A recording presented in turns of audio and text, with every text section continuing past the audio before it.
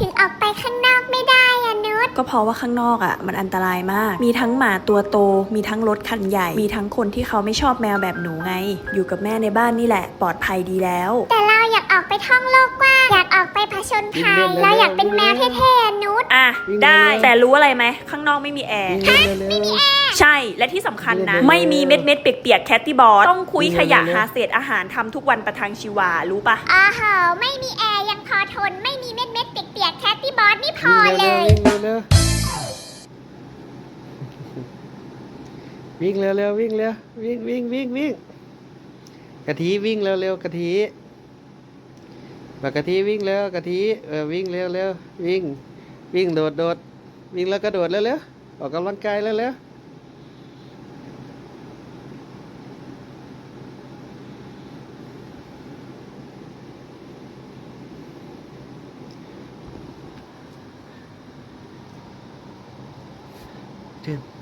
กะทิเร็ววิ่งเร็วหนูวิ่งเร็วพอแล้วเหรอลูกพอยัง